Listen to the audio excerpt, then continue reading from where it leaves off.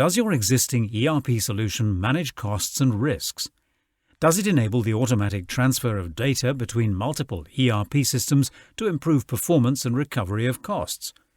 Often the answer is no. Many company systems and processes come about organically through companies acquiring other companies or solving urgent problems in an ad hoc manner. Different divisions, projects, joint ventures and successive senior management appointments all develop their own solutions, creating a hodgepodge of overlapping systems and processes built over time. Companies get through with a combination of glue and popsicle stick solutions. Everyone chips in each month using lots of extracts from various systems to pull together an integrated view of the organization and projects for strategic decision-making. Although there is a lot of software out there, however, most offer an inflexible black box solution, a one-size-fits-all solution. They require you to change your processes, developed for your clients and industry, to fit in with the software vendor's standard processes. But what you really want is your systems, processes and people all working together. Bespoke requirements require using their expensive in-house software consultants, getting lost in the consultancy speak, and not understanding the key questions you have to answer to get the solution you want quickly and economically.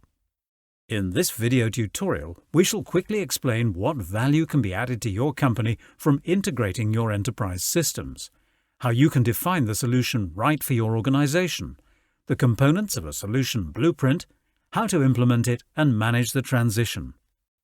Integrating enterprises' systems data eliminates the duplication of data, manual data inputting, and the inevitable errors that come with this.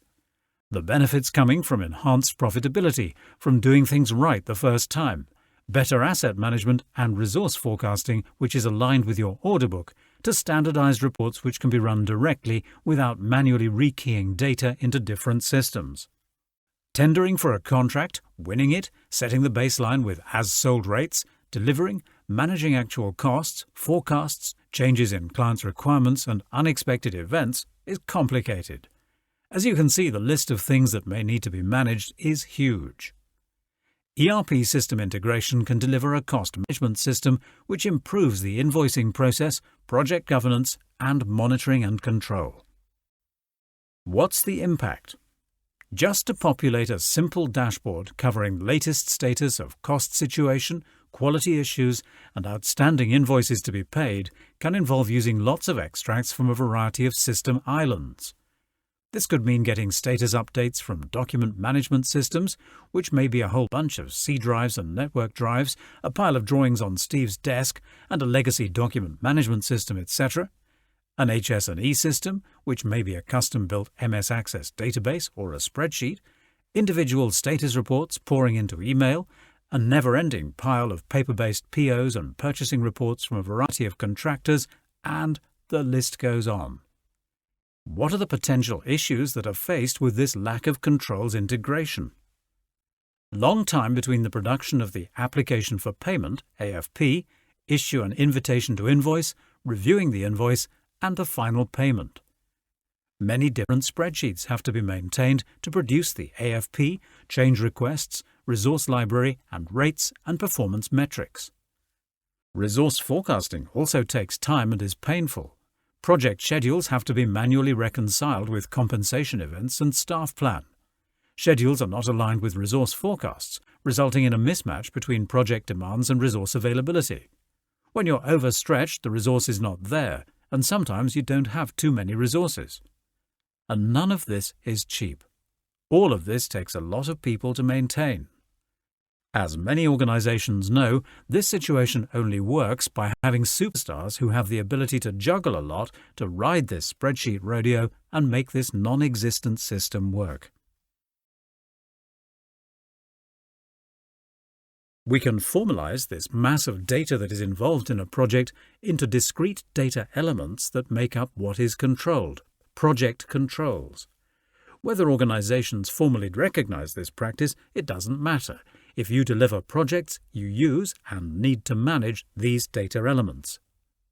If you don't, the impact is that you don't know if you're ahead or behind schedule, if you're over or underspent, if you've spent money on the right thing, if you're getting value for money, or if your problems are over or only just beginning.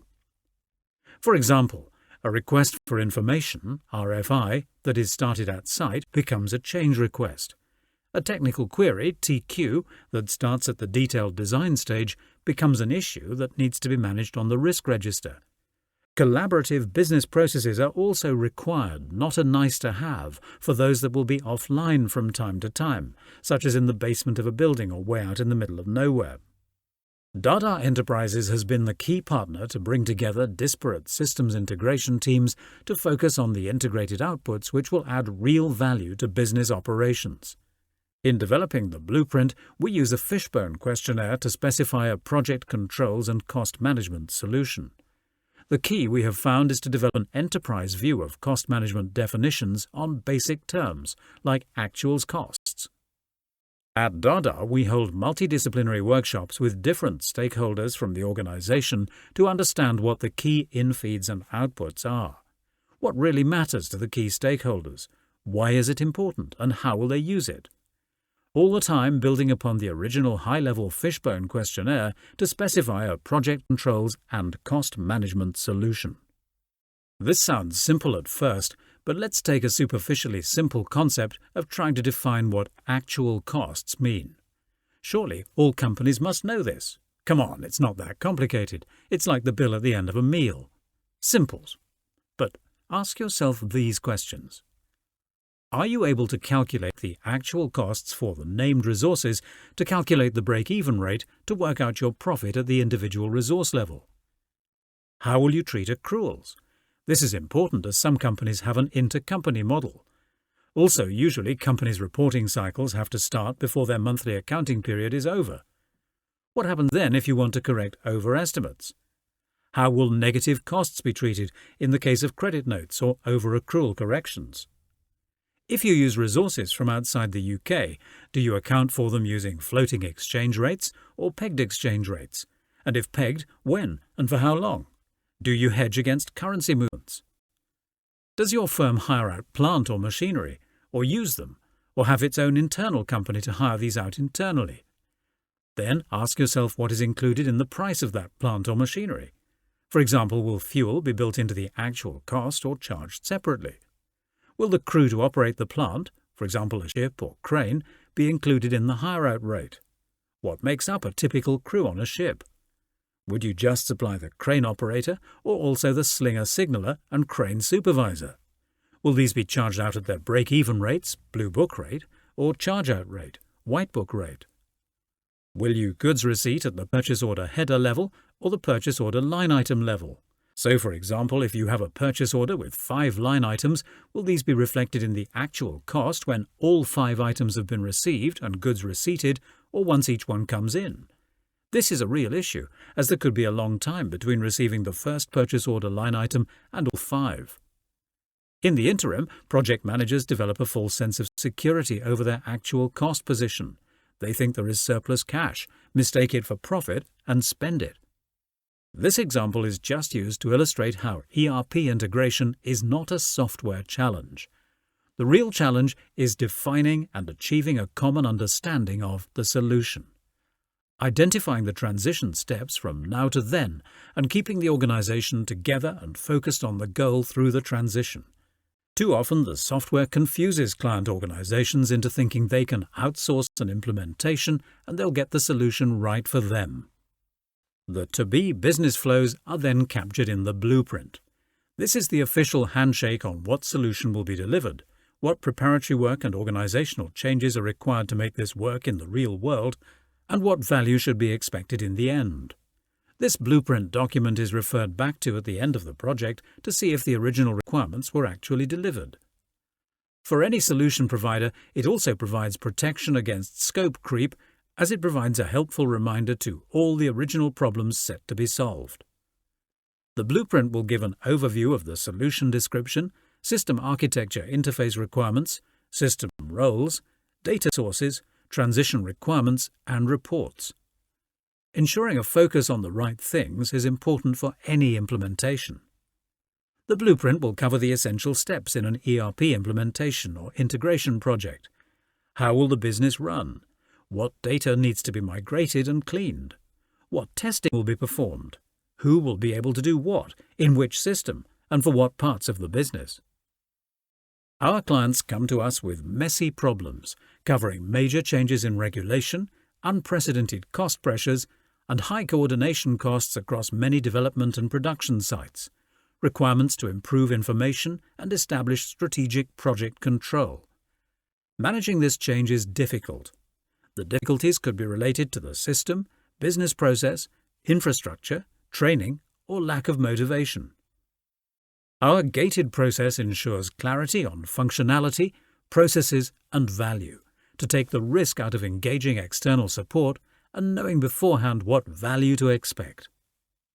An integrated project controls solution can take many forms, but typically involves some combination of integrating your enterprise resource planning (ERP) and enterprise asset management (EAM) with your scheduling, commercial/change management, and estimating system. The information can include actual costs from the finance system or as-built drawings from the asset management system. Some of that information is driven by two-way integration with the schedule. For example, the schedule might drive time phase data in the cash flow forecast. Additionally, business processes that are being managed in the controls solution, such as the state of documents, might automatically drive the status of an activity, for example a consent to install. Through the blueprint, one would define whether the integration is bidirectional, the master and slave relationships for specific types of data, the frequency and trigger of the synchronization of data flows, and what the transport method will be. For example, there will be a job scheduling engine in the background running this synchronization. When will this be scheduled? And what will be the data logging and error routines? It is important for this synchronization to be correct to reduce conflicts, errors, and reducing large data transfers which may end up in conflicting data being presented or not available when required.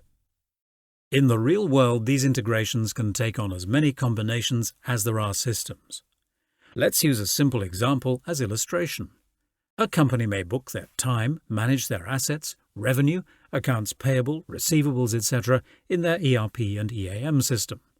However, they may schedule their projects in another application like Primavera or MS Project, and use another system like Deltek Cobra to produce earned value performance metrics. Other systems may separately be involved to manage change requests, for example CRM or Primavera Unifier, develop their cost estimates, for example Nomitech Cost OS, or manage their risks, for example Active Risk Manager. Each of these systems are best in class for their specific function. However, the integration of their data allows business to have a better and more accurate view of their organization and projects. Better forecasts from specialist planning software like Primavera can inform the percentage of completion (POC) reporting in SAP and what the likely estimate at completion (EAC) would be. Although templates exist through software like Primavera Gateway, Legare, etc., often these are for more straightforward integrations. Any implementation would have to think about how will internal work versus externally procured services and goods. So, for example, work orders versus purchase orders. At what level will actual costs be recorded and transferred? Which system holds the master copy of rates and project structures? In the example, we've shown that actual costs and forecast will be collected at the cost account level and transferred at this level to Cobra, where it will be rolled up to the control account level for performance reporting. By its nature, changes are high profile. Clients want to protect their reputation and understand the pitfalls from professionals who've done this before. Our clients look to us to articulate the problem and explain the journey to deliver the change. Most importantly, we provide the confidence to the organization to endorse the change. How can this be done when what's being done is so complicated? Often, though, the key is to be realistic. Change is difficult, and some bumpiness is to be expected. Agreeing how things can still be escalated and changed within steady state can reduce anxieties. Understanding that things sometimes need time to mature and settle down is key in determining acceptable go-live requirements, especially in cases where there are deficiencies in source data. Ensure the right people, processes, and communications are in place to support go-live, and adequate preparatory steps are taken. Ensure that a cut-over approach strategy has been agreed, there is a clear understanding of when to stop using old processes. Process flows for steady-state operations have been communicated and understood. Clear understanding of the to-be operational and data flows. Clear understanding of resourcing strategy and roles in steady state. Workaround identified and communicated to end users on the ground. How-to guides have been developed. Support structure communicated. Data validation steps have been reviewed and approved. Integrating enterprises' systems data eliminates the duplication of data, manual data inputting, and the inevitable errors that come with this. Hopefully you can see why we believe the integration of their data allows business to have a better and more accurate view of their organization and projects. Thank you for viewing this video tutorial. Please get in contact to hear how we can offer you a free project audit to benefit from some of the concepts discussed here.